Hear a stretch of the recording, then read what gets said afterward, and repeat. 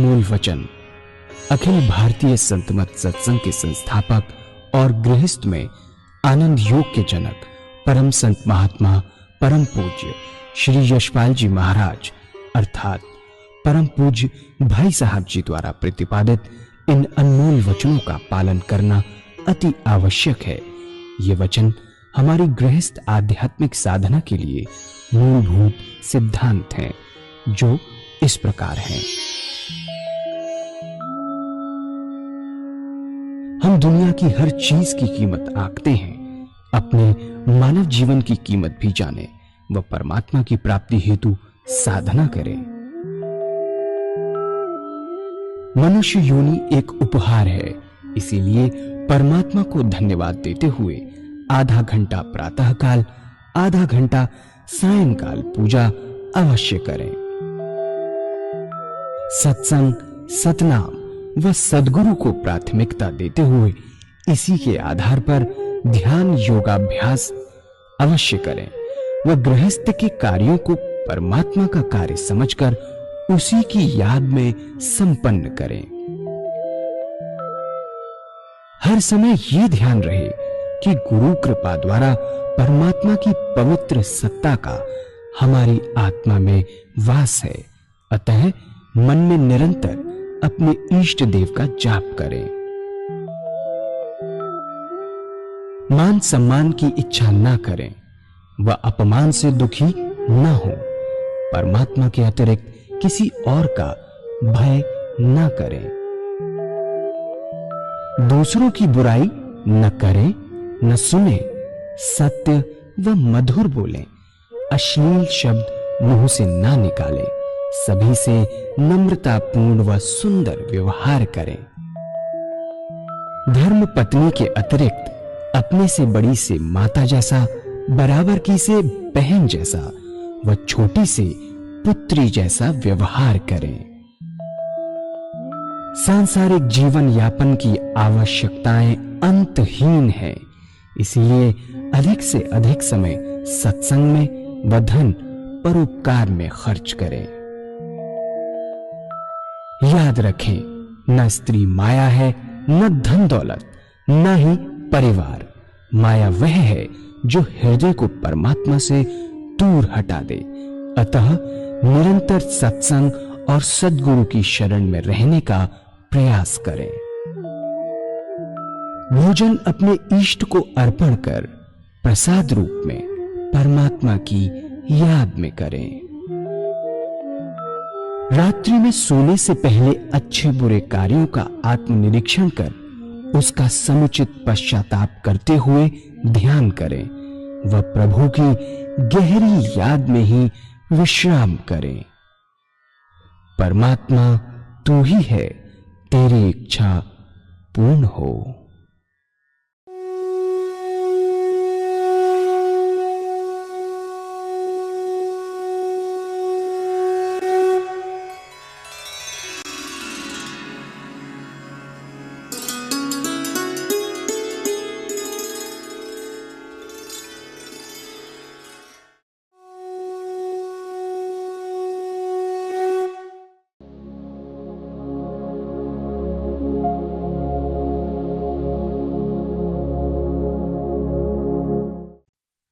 कहा कि मैं सन्यासी हूं और सन्यास के रास्ते हमारा काम जो है देशाटन का है।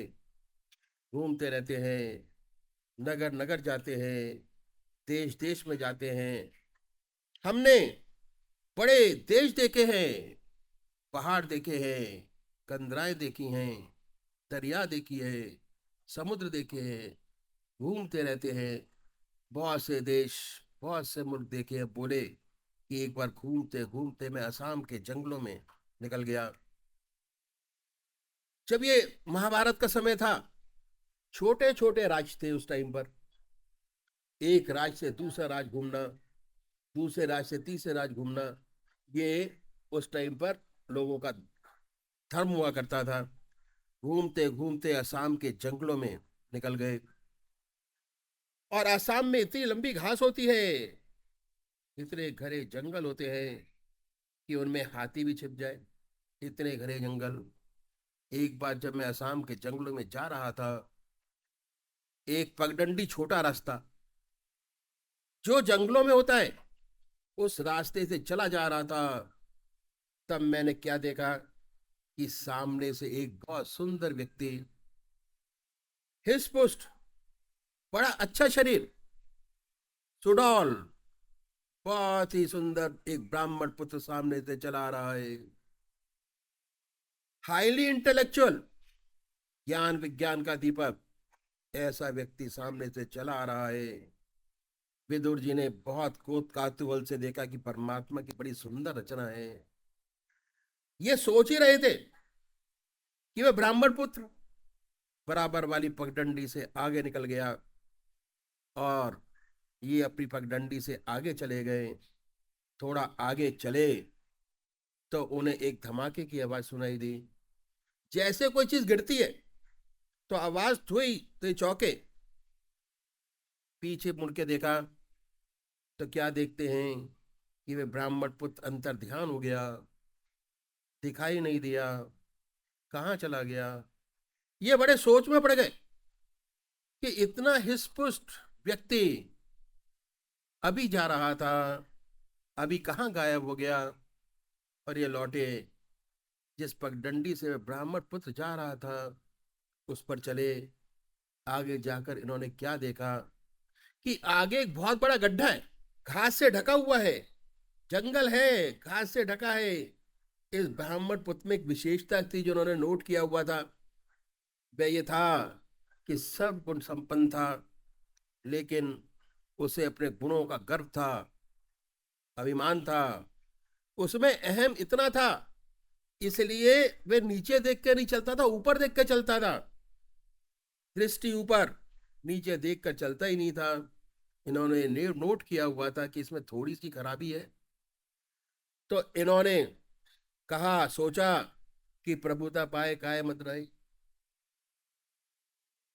जिन्हें प्रभु प्रभुता देता है उन्हें घमंड आ ही जाता है।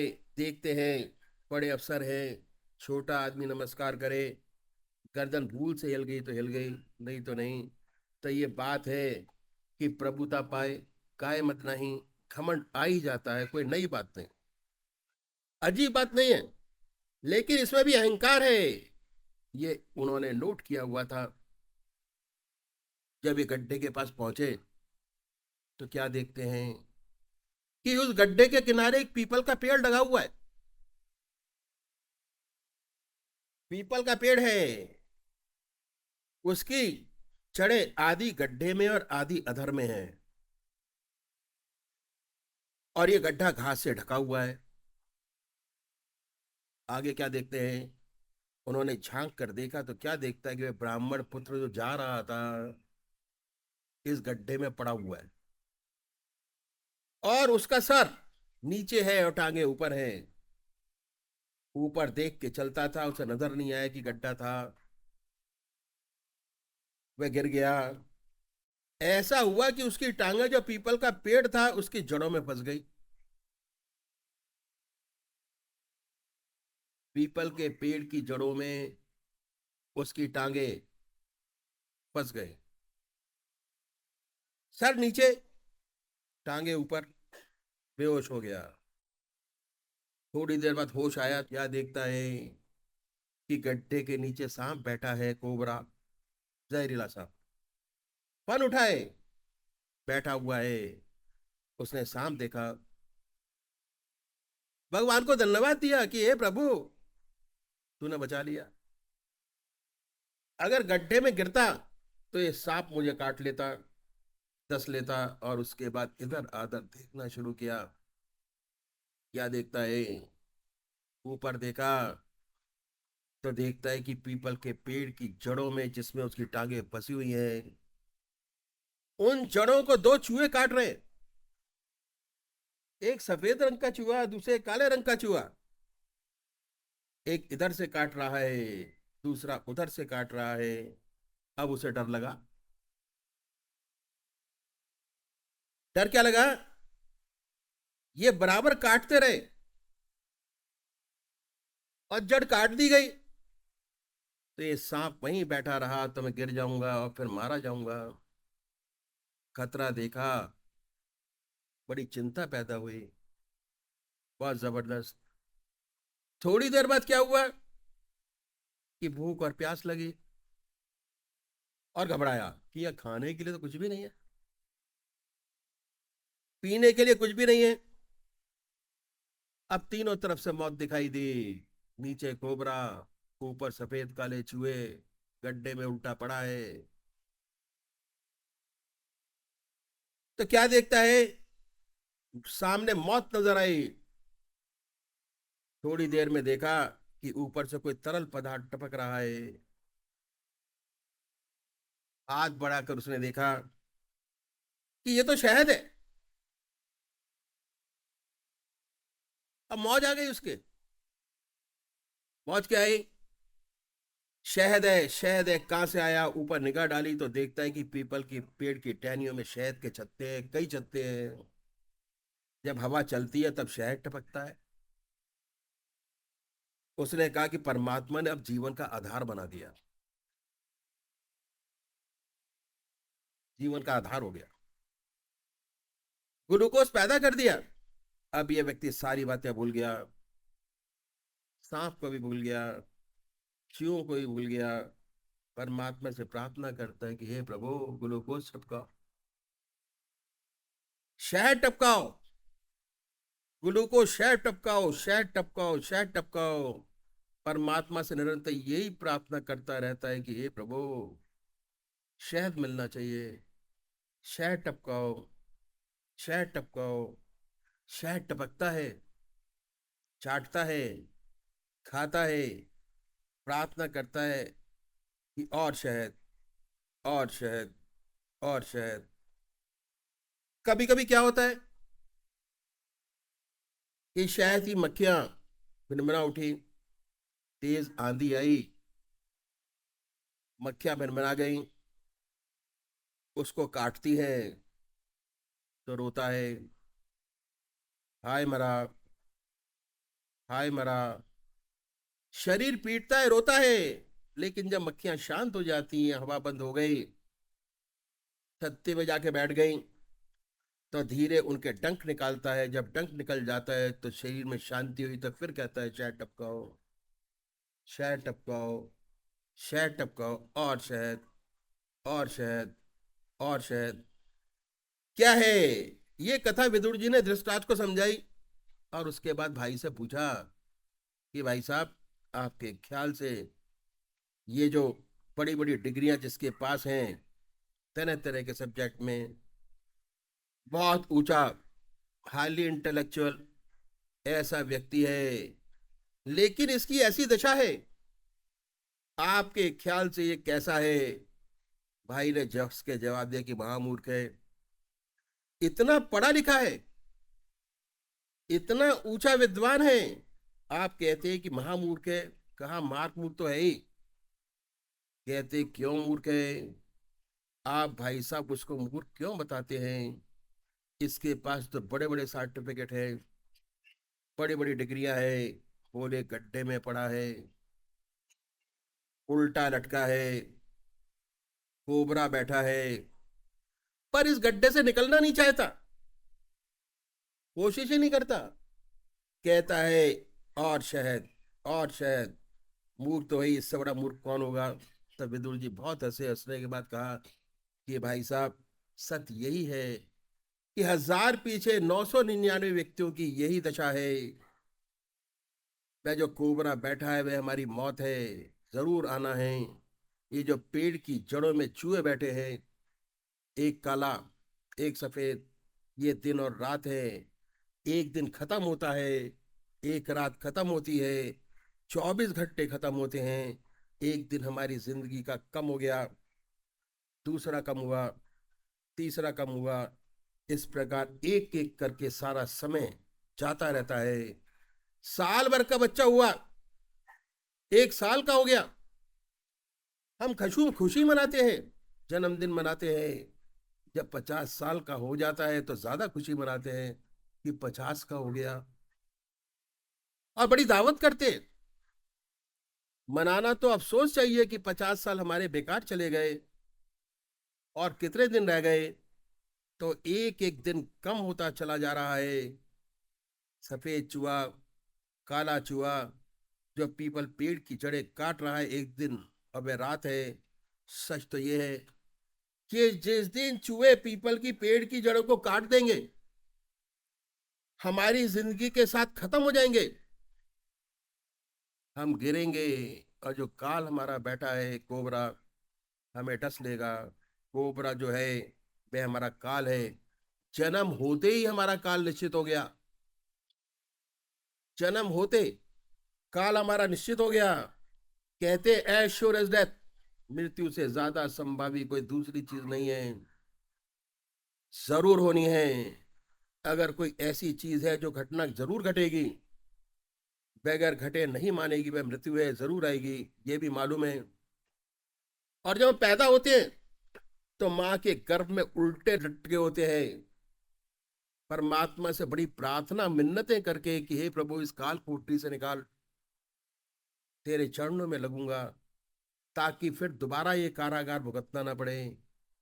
परमात्मा से प्रार्थना करते हैं, ईश्वर से। और जब इस संसार में आते हैं तो डॉक्टर क्या कहता है कि नर्स इसका तालुआ साफ कर दो। बच्चे का तालुआ साफ कराते हैं। जीभ की नोक जो तालुए में लगी हुई है, जो सूरत परमात्मा में लगी हुई थी, वह हटा दी और जीभ साफ कर दी। इससे वृत्ति बहिर्मुखी हो गई। अब बाहर देखते हैं, दुनिया की तरफ ज्यादा देखते हैं, इसकी वृत्ति बाहर की हो जाती है, संसारिक वृत्ति। तभी से, बचपन से तो ऐसी हमारी अवस्था है। ऐसी परमात्मा से मिन्नत करके हम आए। हम देखते हैं कि सांस निश्चित है, लोगों को मरता देखते हैं, ये भी निश्चित है कि हम भी मर जाएंगे, बचेंगे नहीं। फिर भी हम क्या करते हैं, परमात्मा से शहद मांगते हैं। अगर मंदिर में भी जाते हैं तो यही मांगते हैं कि पोता दे, बेटा दे, धन दे, अच्छी शादी हो, व्यापार बढ़े, इसलिए जाते हैं। मंदिर में भी जाते हो तो इसलिए जाते हैं। कौन ऐसा विरला विरला होगा जो परमात्मा के लिए परमात्मा को चाहता होगा। शायद करोड़ों पीछे एक भक्त होगा जो मंदिर जाता हो परमात्मा के चरणों के लिए कि हे प्रभु मैं तुझी को चाहता हूँ और कुछ नहीं चाहता। मेरी तमन्ना भी अरजब अर्रे तमन्ना है, तुझी से मांगता हूँ मैं, तुझी को मांगता हूँ। ऐसा भक्त वही पार जाएगा, वही संसार के पार जाएगा, वही जीवन का सच्चा लक्ष्य पूरा कर सकेगा।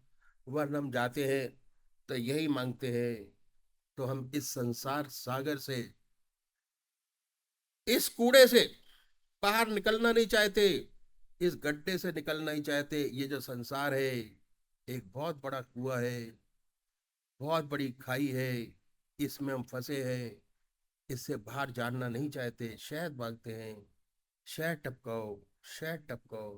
प्रभु और अच्छा, और धन, और पोजीशन, और मान, और बड़ाई, यही परमात्मा से चाहते हैं, यही मांगते हैं। और कभी कभी जब शहद की मक्खियां बिगड़ जाती है, काटने लगती हैं, गृहस्थ में कुछ तकलीफ आ गई, कोई सगा संबंधी चला गया तो बहुत नजदीक था, तो रोते हैं, चिल्लाते हैं, चीखते हैं।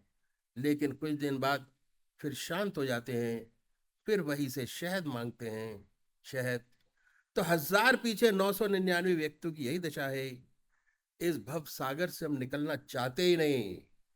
लाखों में कोई कोई व्यक्ति ऐसा होगा जिस पर परमात्मा की विशेष कृपा होती है, परमात्मा की विशेष कृपा होती है। उसके हृदय में सच्ची जिज्ञासा पैदा होती है, वह जानना चाहता है कि मैं क्या हूं, दुनिया क्या है, परमात्मा क्या है, सच्चाई क्या है, सत्य क्या है। और जब ऐसी लगन पैदा हो जाती है, ऐसा भक्त, ऐसा जिज्ञासु चैन नहीं लेता जब तक उसे सच्चा ज्ञान प्राप्त न हो जाए। घर छोड़ता है, जंगलों में, पहाड़ों में खोज छानता है और ढूंढता है मारा मारा फिरता है।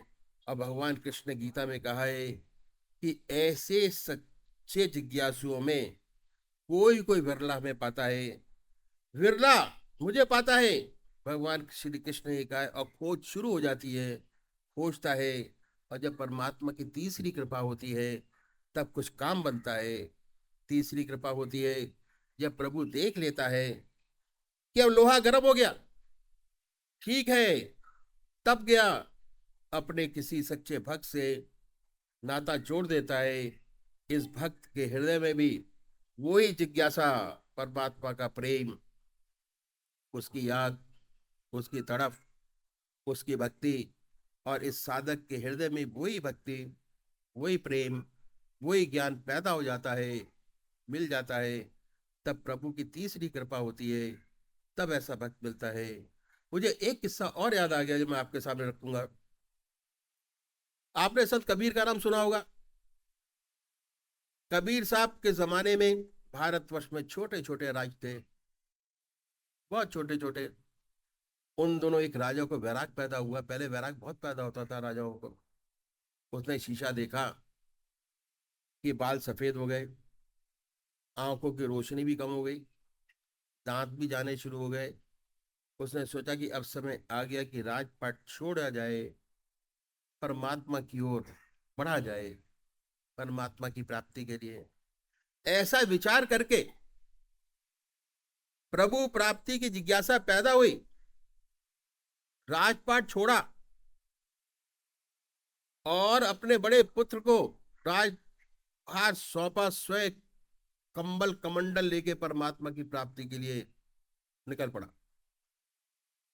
और जैसे लोगों का विश्वास है कि हिमालय पर्वत पर बड़े ऊंचे ऊंचे संत महात्मा रहते हैं, उसी विश्वास के साथ ये राजा भी हिमालय की तरफ कूच कर बैठा।